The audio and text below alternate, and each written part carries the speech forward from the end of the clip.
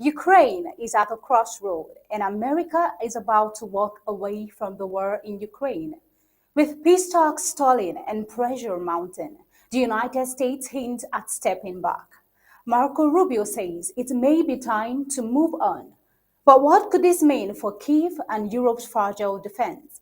Is the US abandoning its ally just as Russia doubles down on its aggression?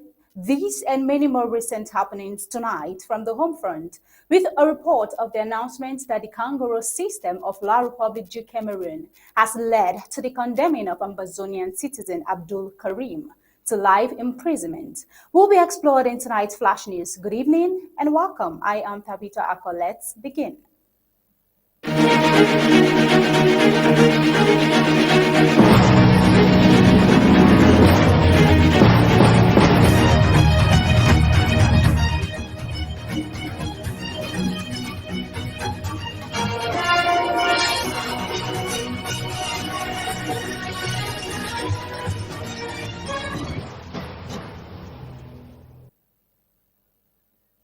President Trump's administration appears ready to shift its approach toward the war in Ukraine after repeated efforts to secure a peace deal, which have failed. Speaking in Paris after talks with European and Ukrainian officials, Secretary of State Marco Rubio made a blunt statement. If it is possible to end the war in Ukraine, we need to move on. As Washington grows weary, the tension becomes even more clear. Is the US preparing to abandon the peace process? And if so, what happens to Ukraine and its allies? Could an American exit embolden Russia or push Europe into deeper military commitment? Is Trump's frustration in negotiating tactic a turning point in US foreign policy? Well, President Donald Trump entered office. While he entered office, he promised to use his deal-making skills to resolve the bloodiest conflict in Europe since World War II. But after 87 days of high-level effort, the violence continues and frustration in the White House is even mounting. Now, what would moving on from the war look like if the United States changes its course? One option could be to wrap up military aid to Ukraine. Although Trump initially sought warmer ties with Russia, but Russia's refusal to agree to a proposed 30-day ceasefire already accepted by Ukraine has shifted the dynamic. Now, let's take a look at another option. Now, sending more US weapons, which could help Ukraine push back, possibly forcing the Kremlin to reconsider its negotiating stance. However, this would be a sharp policy reversal for Trump and might upset part of his base who favor less overseas engagement. Also, here's another option, and this option could be fresh: US sanctions on Russian oil and gas, along with penalties for countries that continue to buy it. And that would intensify economic pressure on Russia. But this might also harm global energy markets and strain relations with key trade partners. But now, here's the complication. Ukraine is just one piece of a larger puzzle. Trump is said to be eyeing broader US-Russia cooperation in areas like energy, space exploration, and mining. That means any hardline action against Russia could risk those ambitions. Now, take a look at the exit option, and it risks, as Secretary Rubio also hinted at, a more drastic step: walking away entirely. Let's take a look at this video. But we're not going to continue with this endeavor for weeks and months on end. So we need to determine very quickly now, and I'm talking about in a matter of days, whether or not this is doable over the next few weeks. If it is, we're in. If it's not, then we have other priorities to focus on as well. I think it's important to remind everybody that the Ukraine war is a terrible thing, but it's not our war. We didn't start it. The United States has been helping Ukraine over the last 3 years, and we want it to end.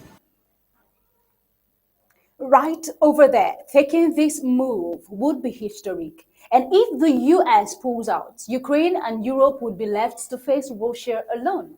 Ukraine's military is under immense strain, and European countries may not be ready to send enough weapons or supplies to fill the gap. For Russia, a US withdrawal would be both a gift and a curse. It could mean fewer obstacles on the battlefield, but also no peace deal, no end to sanctions, and continue losses on the front line. Russian troops are suffering heavy casualties, and public pressure is growing at home. Putin may yet regret not accepting Trump's outreach if the war drags on and the costs continue to climb. Now, what's the final moment for diplomacy? Despite the harsh language, Trump's administration says it hasn't given up entirely, as Vice President J.D. Vance told reporters. Now, the White House is still optimistic about ending the war, but warned time is running out. Now, with all parties posturing, a last minute deal is still possible, but the political clock in Washington is ticking fast. Will the US pull back just as diplomacy reaches a breaking point? And if Trump walks away from Ukraine, will the world see it as a realism or retreat?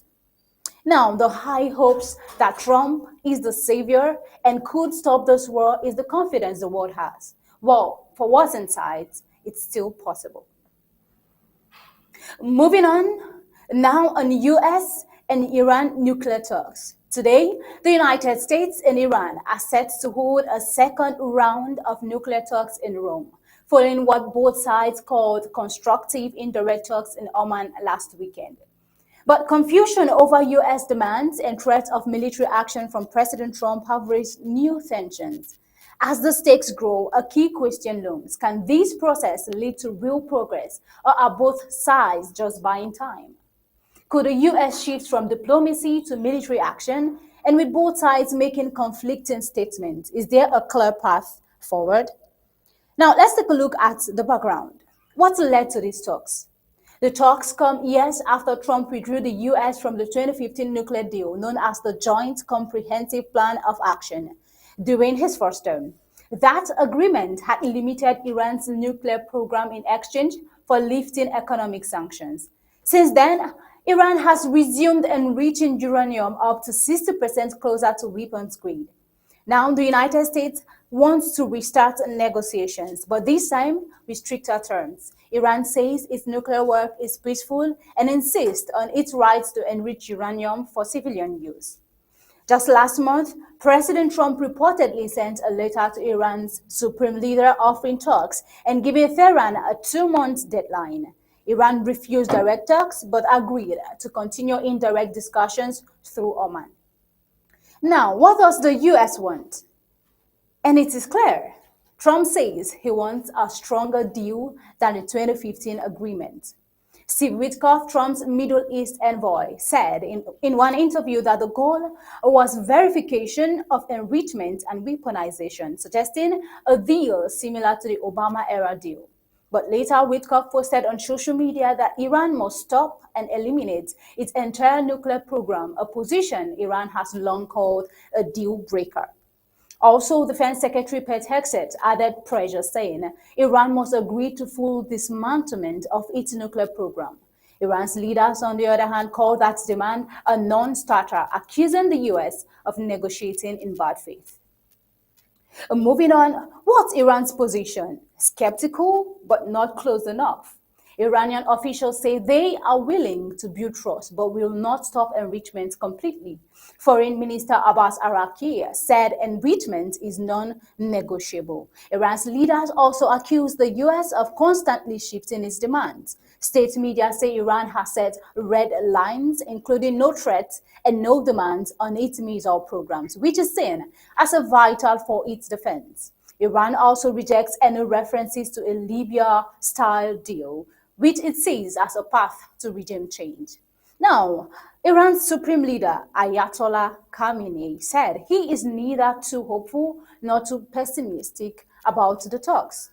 Now, still in the Middle East, where does Israel stand in the face of this? Israel strongly opposes any deal that allows Iran to keep nuclear capabilities. Prime Minister Benjamin Netanyahu has long called for military action if needed to stop Iran from getting a nuclear bomb. He was reportedly surprised when Trump publicly announced the first round of US-Iran talks without notifying Israel in advance. Israeli officials are now pressing Washington to stick to a hardline stance and to keep the military above on the table. Israeli leaders also met with Witkoff in Paris ahead of the second round of the talks, while United States intelligence believes Israel may strike Iran's nuclear facilities this year. Trump has asked Netanyahu to delay any attack until talks are complete. Now, even so, Trump defended his approach. Let's take a look at what he has to say. If he is, but I hope not. He's got a big force out there, big force. It's a war that should have never happened. It would have never happened if I was president. That's a war, and it didn't happen for 4 years. That's a war that should have never happened. October 7th, Israel would have never happened. Iran was broke. And now we'll see what happens with Iran. We have a lot of them out there. We have a lot of things that we're working on right now that shouldn't have happened. None of it. Ukraine would have never happened with Russia. October 7th would have never happened, so you wouldn't have had all the problems in the Middle East. The Afghanistan embarrassment, probably the most embarrassing day in the history of our country, would have never happened. Inflation would have never happened. By the way, prices are down. Groceries are down. Eggs, which you hit me so hard, I'll never forget the first day, first week in office, they were screaming at me about eggs. I said, "What's going on with eggs?" They were doubling and tripling. I said, "I just got here." President Trump right there. Now, the present question is, what's next? With tensions rising, time is running out to strike a deal. The US says the next few days will determine whether diplomacy has a future.